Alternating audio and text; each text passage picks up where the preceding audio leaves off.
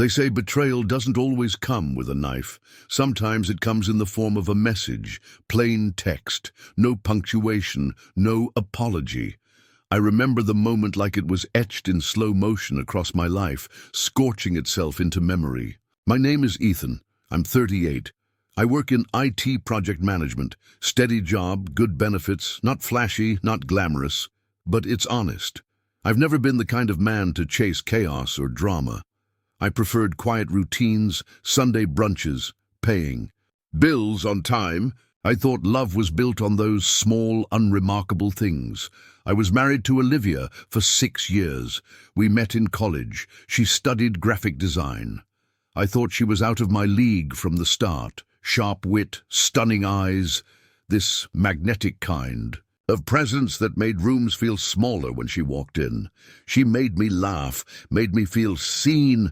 I loved her in the kind of way that feels settled.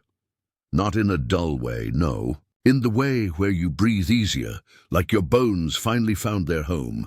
We didn't fight much. If anything, I thought our marriage was boring in the best way possible.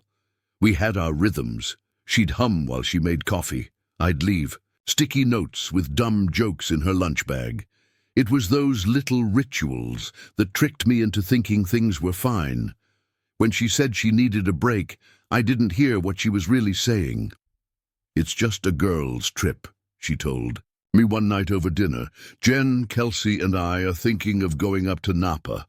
Just a few days. Wine, laughter, you know. Reset," I smiled.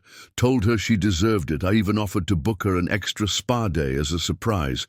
That's how blind I was. That Friday morning, I helped her load her suitcase into the back of Jen's Lexus. She kissed me on the cheek. Not the lips, I noticed, but I didn't think much of it. That's the thing about hindsight. It shines a spotlight on the moments you brushed off too quickly. 2 days later, Sunday, I was fixing the leaky faucet in the upstairs bathroom. Olivia always nagged me about it. Funny how fixing it now felt. Like some twisted act of devotion. My phone buzzed on the counter. It was a text from Olivia. "I'm not coming back. I've met someone else. I need to be free. Please don't contact me." No punctuation. Not even my name. I didn't believe it. Not at first. I stared at it, blinking, waiting for the punchline, waiting for another text. "Just kidding," or "Sorry, wrong person." But nothing came. Just that cold, clinical message that hollowed me out. I tried calling, straight to voicemail, tried texting. What the hell does this mean? Olivia talked to me, nothing. Then I opened our banking app. That's when everything inside me stopped. The joint account was empty. Every penny. Gone. Cleared out in 2 transfers, one to an unknown account, the other labeled travel fund. I scrolled, my hands shaking. The savings were drained too. I sat down on the bathroom floor. The sink dripped once, twice, then silence. She had blocked me on everything, Instagram, Facebook, even Venmo, like I never existed, like 6 years of life, of birthdays and Sunday mornings and shared grief and joy meant nothing. I didn't cry, not right away. I just sat there, stunned, numb. Somewhere deep inside, something cracked. A fault line I didn't even know I had. I remember whispering, "What the hell is happening?" But I didn't let it consume me. I called her sister. Voicemail. Her best friend claimed she didn't know anything. Said Olivia seemed off lately. I was chasing shadows. The days after were a blur. I kept replaying our last months. Together. Had I missed signs? Had I been so consumed with work I stopped seeing her drift? But I wasn't a fool. I wasn't going to be her doormat either. I looked back through our accounts, dug through emails, receipts. At first it was just to understand. But then I started to notice things, a new name on a credit card statement. Dinner for 2 in a city she never told me she visited. A boutique hotel booking under her email, weeks before the so-called girls' trip. There were no girls. There was no trip. It had been an affair all along. That's when something inside me turned. The pain was still there, but now it had a purpose. Now it had teeth. She thought she was smart, that she'd gotten away clean. But Olivia forgot one thing. I work in IT. She never changed her passwords, never logged out of our shared cloud storage. I still had access to her location history, her archived messages. I wasn't going to hack her. I wasn't going to do anything illegal, but I was going to learn the truth, and once I did, I'd use it. But here's where the story shifts, because Olivia didn't know everything about me either. What she didn't know, what she never cared to ask about, was my private account. One I'd started before we got married. It was part of my freelance gigs, side hustles I kept separate, not for secrecy, but because it was mine. She never asked, I never offered. I didn't think it mattered. Turns out it mattered more than I knew. While she wiped out our joint account, she didn't even touch that one. It had grown quietly over the years. Investments, crypto, a small real estate stake in a cousin's rental property. Not millions, but enough. Enough to remind me I wasn't powerless. Enough to remind me I still had options. I looked around the house we shared, the one I had paid most of the mortgage on. My name was on the title. Hers wasn't. She never bothered, said she didn't care about paperwork. That was her second mistake, the first. Thinking I'd just fall apart. I didn't rage, I didn't scream, I didn't send long emotional emails begging for answers. I stayed quiet, and in that silence, I started making plans. I took a leave of absence from work, told HR it was a family emergency. They understood. I used the time to gather, to research, to understand what I was truly up against. I found her, new boyfriend, the one she needed to be free for. His name was Marcus, a financial advisor with a reputation for flashing cash and flirting with married women. His Instagram was public, flexing watches, fake guru quotes, yachts he didn't own. I dug deeper, and what I found, well, let's just say Olivia had chosen poorly. He had debt, lots of it. 2 previous bankruptcies, 1 ongoing lawsuit, and he had no idea that Olivia was legally vulnerable. She hadn't filed for divorce yet, which meant what she did to our joint account was legally questionable at best, and I hadn't even started pushing back, but I would. She thought she'd walked away free and clear, that she could just vanish into a new life built on lies and stolen money. What she didn't realize was that I had every intention of walking away too, just not alone. Because while she was sipping Chardonnay with her new conman, basking in her freedom, I was building something else, a strategy, a path, and a reckoning. She thought she was starting over. What she didn't know was that I was too. The silence was the first thing I noticed. After the chaos of that day, her message, the empty account, the blocks across every platform, what came next was deafening stillness. The hum of the refrigerator, the creak of the floorboards when I walked across the kitchen barefoot. Even the birds outside my window sounded like intruders in a world that no longer made sense. I stopped sleeping, not because I didn't want to, but because I couldn't. Every time I closed my eyes, I saw her walking through the airport with a duffel bag and that look on her face, the one she used to get when she was about to tell me a lie. Only I hadn't seen it then. I saw it now on replay, like some cruel documentary I hadn't asked to watch. I'd stare at the ceiling most nights, my chest feeling hollow, like something had been carved out with dull hands. Her side of the bed stayed untouched, pillows perfectly arranged. The lavender-scented lotion she used still sat on her nightstand like a ghost refusing to leave. But grief is a strange thing. It hits hard, then quiets, then burns. And after enough nights of swallowing the pain like glass shards, something inside me shifted. I stopped asking why, and started asking what now. I didn't chase her, no drunk voicemails, no begging for answers. I wasn't going to be the man sobbing into his phone while she played house with someone else. That wasn't me, not anymore. I made coffee that next morning like I always did, measured the grounds, let it brew in silence. I stood at the kitchen island, sipping from the same mug I'd used for years, the one she got me for our 3rd anniversary. "You're my favorite hello and hardest goodbye," it said in faded cursive. I didn't cry. I smiled, cold and bitter. She never thought I'd read between the lines of that message. "I've found someone else. I need to be free," she thought. That was closure. She had no idea she'd just kicked off a different kind of beginning. First thing I did was open the drawer in my office desk. Tucked in the back behind a stack of tax folders was an old USB drive, black, unmarked, nearly forgotten. On it, the login information to an old joint email account we'd used when we were first married. She probably assumed it had been deactivated. She hadn't touched it in years. I logged in. Passwords were the same. She never changed them. Classic. Move. Lazy. Entitled. What I found first was small. Receipts, old vacation plans, photo backups. But then I noticed the sync still included her cloud storage. I clicked it.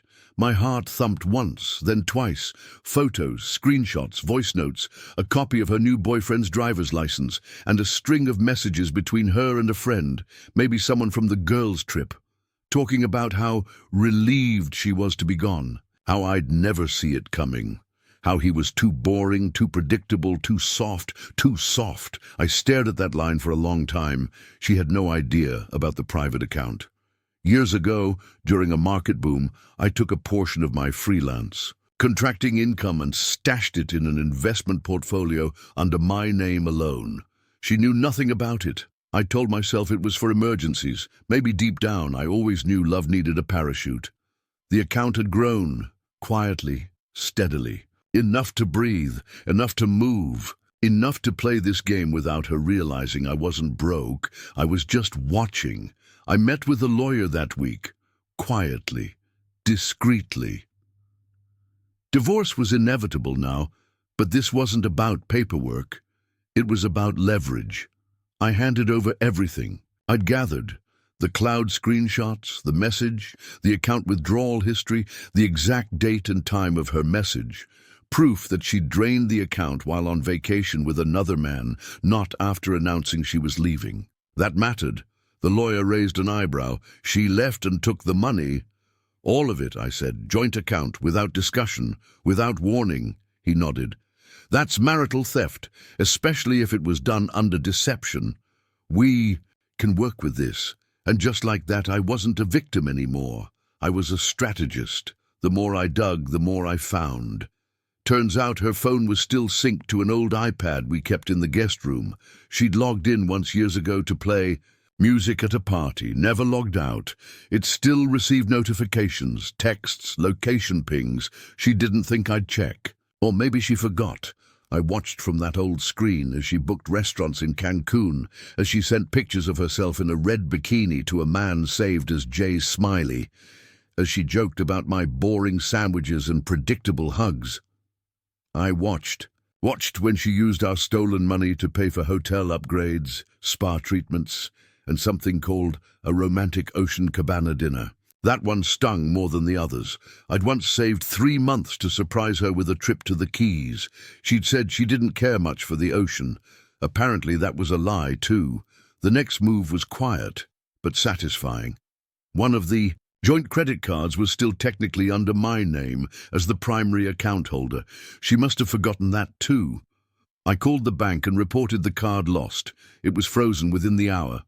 Another card? I had the logins.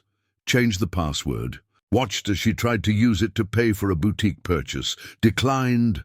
Another sting. Then came the email from her personal email. Not the number she blocked me on. This was panicked, urgent. "What happened to the card? I'm stranded." Didn't reply instead. I printed it, added it to the folder for my lawyer, let her new boyfriend pay. Or not. Either way, I hoped she enjoyed that ocean breeze. I started to change. No, not into someone else, but into someone I had long forgotten. I went back to the gym. Not because of vanity, but because discipline is a weapon. I started wearing the suits she once called too formal. I networked, reconnected with old friends, even posted an occasional photo to social media, not for attention, but to let her see that I wasn't crumbling. I was refining. One of her friends must have mentioned it to her, or maybe she stalked from a burner. Either way, I could feel her watching. I wanted her to. One afternoon, while sipping coffee at a quiet cafe, I looked through the evidence folder on my laptop. Everything was time-stamped, cross-referenced, categorized. The lawyer said our case was strong. She'd left abruptly, stolen funds, flaunted an affair, and assumed I'd roll over, but she didn't know me anymore. Maybe she never really did. She thought I'd be waiting with flowers and apologies. She thought love made me weak. She didn't realize. Grief is an alchemist. It burns away who you were and reveals who you're meant to be. There was a knock at my door last night. I didn't answer. Just stood behind the curtain and watched her.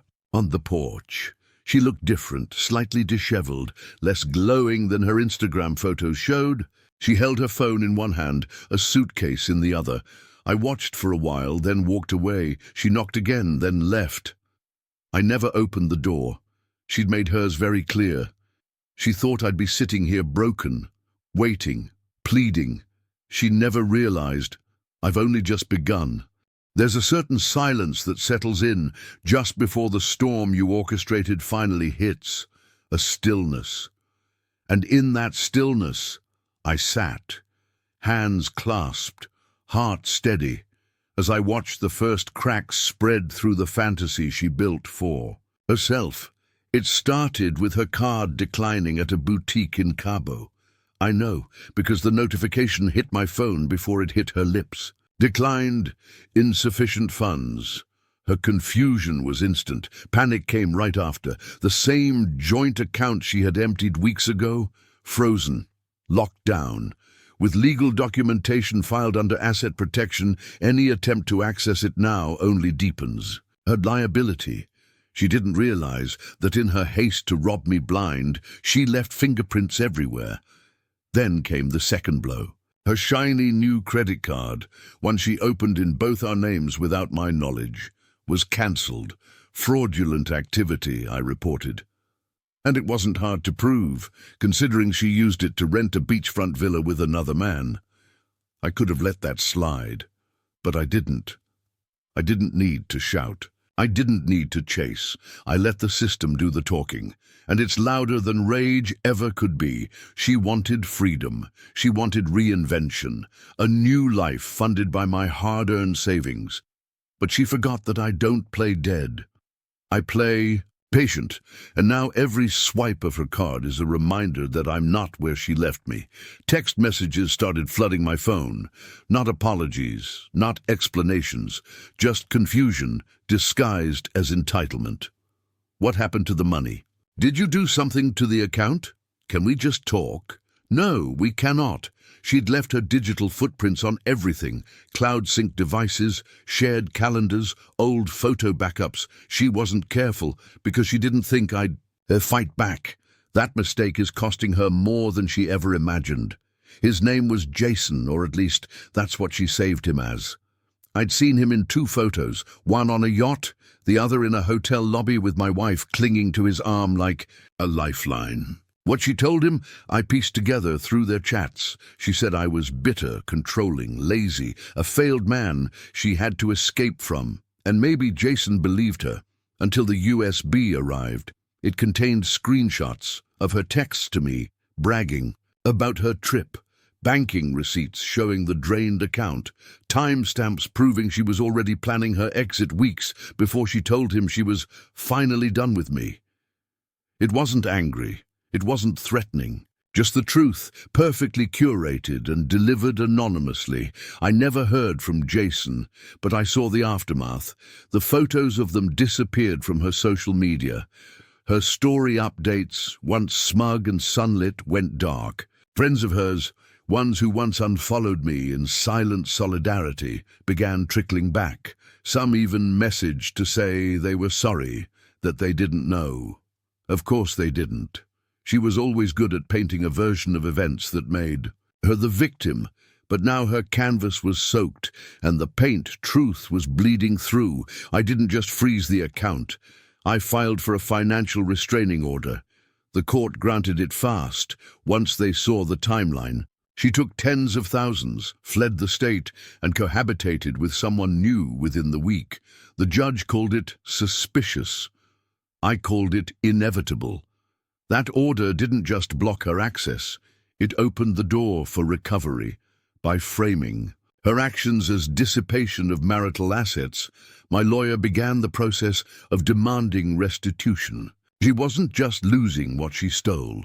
She was now on the hook for penalties too, and the best part, she couldn't ignore it. The official notice was delivered to the very hotel she was hiding in, signed for, handed to her by staff. She probably thought it was champagne. The house is quiet now, too quiet, some might say, but I've learned to make peace with silence. In its stillness I remember the good days, the way she used to dance in the kitchen barefoot, humming off-key. The way she'd wrap herself around me at night like I was her home. Those memories don't hurt the way they used to. They just flicker, like echoes of a fire that burned bright, then burned everything down. I don't hate her. Not really. What I hate is the version of me that trusted blindly, and yet when I saw her name flash across my phone 3 times in one day, I didn't smile. I didn't rage, I just let it ring. Missed call, voicemail, please. I didn't know you'd react like this. I need to talk to you. She wasn't sorry, she was just stranded. There's a charity gala we used to attend every year. Big crowd, flashy donors, lots of photos. She loved it, especially being on the arm of someone with name recognition in the community. This year I went alone, but I didn't stay in the background. I donated double what we used to give, under my name only. I shook hands, made speeches, and even accepted a small plaque for community service. The local paper published a photo of me on the front page the next morning. In it, I stood smiling, next to the same foundation board she once belittled. She saw it. I know because she messaged me 2 hours after it went live. You're doing all this now? No response. Of course I am. I was always capable. I just stopped, dimming my light to fit in her shadow. There's one more move left, one that she'll never predict. When she walked out, she thought she was leaving behind a doormat. What she didn't know was that I'd been documenting everything, every expense, every lie, every inconsistency, enough to not just claim damages, but to win full control of the divorce settlement. She thinks she can talk her way back into neutral ground. But when she sees the full custody filing, when she realizes the house isn't hers, the accounts are locked, and her debt is now legally hers to carry, she'll understand. Not because I wanted to destroy her, but because I needed to rebuild myself, and I couldn't do that while she still had keys to my life. She thought she could come back and fix it, but I was never waiting. Forgiveness isn't what I have in store. The final move came so quietly that even I had to pause for a moment and let the silence fill the space. I could feel it, how it shifted everything around me. It wasn't just the relief of watching her unravel, it was the calm that came with knowing that this chapter was over. I'd set the trap long before she knew I had even laid the first stone. She thought she could play me. She thought that the moment she walked away I would crumble. But the truth is, I was never the one who was broken. I had only been silent. Now, the silence spoke for itself. It was a simple detail, one she overlooked entirely. But for me, it was a small treasure tucked away in the fine print of a contract. I knew the prenup was ironclad. She knew it too, but she underestimated how thoroughly it had been structured. She thought it was just a piece of paper, a document that she could ignore. But this document wasn't just about money. It was about control. It was about power. And it was about one thing she never saw coming. The clause that limited her access to our marital assets if she committed any act of financial betrayal. In short, I had covered myself. Every decision I made, every step I took, was leading me here. She had no idea the legal bomb I was about to drop. When I had her served the papers, I wasn't angry. I didn't feel the need to scream or shout. I simply watched as the realization dawned on her. The papers were clear. She had violated the contract. I was entitled to everything now, the money, the house. And yes, even the things she had convinced herself were hers. Her first reaction came in a voicemail. There was no anger in her voice, no excuses, just a tremor of fear. "Can we just talk? I didn't mean for it to go this far." She called me again the next day. "Please, just give me a chance. I never wanted to hurt you." I didn't pick up the phone. Instead, I had my lawyer respond. I wanted her to know that there was no going back. There was no fixing this. Her actions weren't mistakes. They were decisions she made in cold calculation. And those decisions had consequences. She thought she could walk away with my life. But the truth was, she had walked away from everything. Not just me, but everything she once held dear. Then came the text message. "I'm coming home." I didn't respond. And I didn't need to.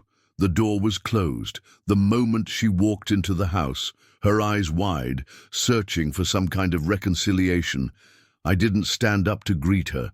I didn't even move from the chair.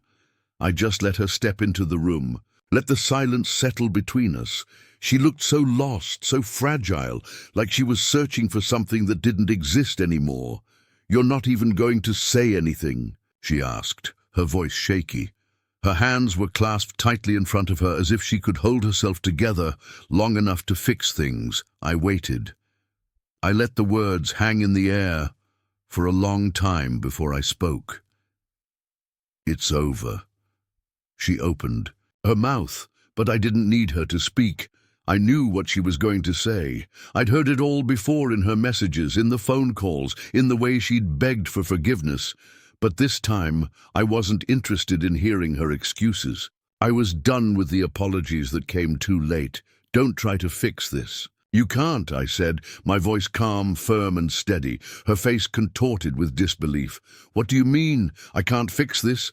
I know I've made mistakes, but—" I interrupted her, my eyes steady. "The mistakes you made weren't mistakes. You took everything from me. You left me for someone else. And now you think you can come back and just fix it?" She went quiet. Her breath caught, and she looked at me like I was a stranger, and in a way I was. The man she left behind wasn't here anymore. That person had died a long time ago. "I gave you everything," she whispered. "How could you just throw it all away?" I paused, meeting her gaze. "You didn't take everything. You took a version of me that was weak, a version that believed in you. But that man isn't here anymore, and I don't owe you any more of my life." She didn't respond. She couldn't. There was nothing left to say. She was out of options, and she knew it. The weeks that followed were a blur. The papers were filed. The settlement was made. Her life started to crumble in ways I couldn't have predicted, and honestly, I didn't care to. I didn't need to. See her fall.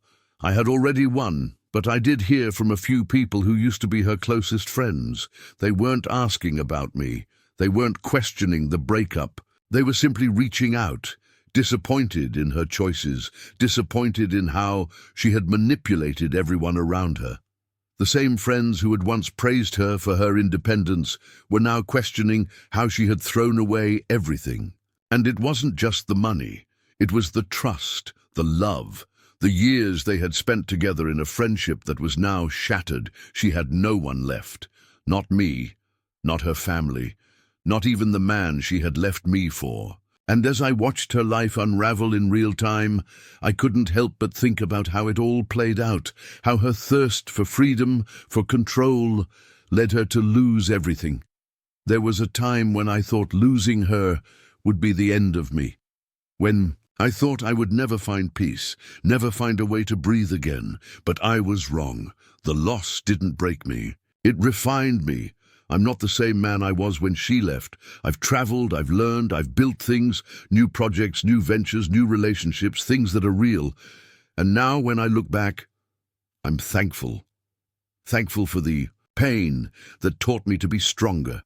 Grateful for the quiet moments that let me see how far I've come. The man who sits here today is someone who knows exactly what he's worth. Some goodbyes don't need a reply. They just need a door to close, a chapter to end. And as that door closed behind her, I didn't feel relief or anger. I felt free. I lost a wife, but I found myself.